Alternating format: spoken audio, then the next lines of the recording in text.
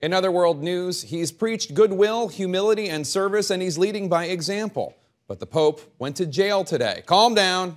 He went to jail to wash the feet of young prisoners, many of them Muslims and atheists, on this Holy Thursday. It's a twist on the tradition. Previous popes have chosen to wash the feet of other priests inside a Roman basilica, but that doesn't square with the new pope's no-frills style.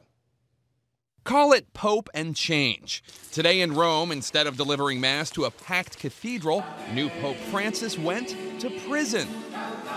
There he washed the feet of 12 out of nearly 50 inmates of a juvenile detention center, commemorating the act of Jesus washing his disciples' feet. The images today intended to signal how Francis is mixing things up at the Vatican by putting the poor front and center and by pursuing more modest trappings.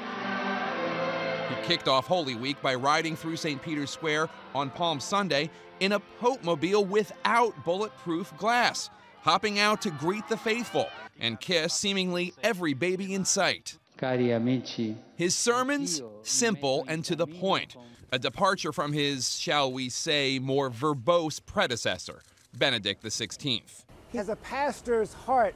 In that sense, he's probably more of a journeyman than he is a highly accomplished scholar. In the process, we'll all get on board with the journeyman, and they make the world work. Monsignor Kevin Irwin is a theology professor at the Catholic University of America. He says the changes are adding up. Papal limo? No. Francis is still riding the bus. Handmade red leather shoes? Those are gone too. And Tuesday, Francis said no thanks to the palatial papal apartment, sticking instead to a small suite at the Vatican guest residence.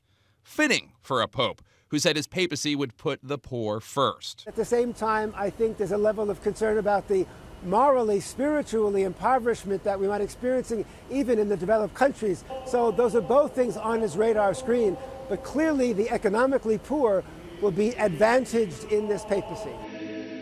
These shifts in tone are not the end. Irwin says the new pope is poised to shake up the Vatican establishment. During Easter, we all pray hard and devote ourselves to the Lord. But after that, Act 2 is going to be the personnel changes he makes. And I have a suspicion he's a very decisive man who will make those changes and want them to be for the best of the church, but he'll do them fairly quickly.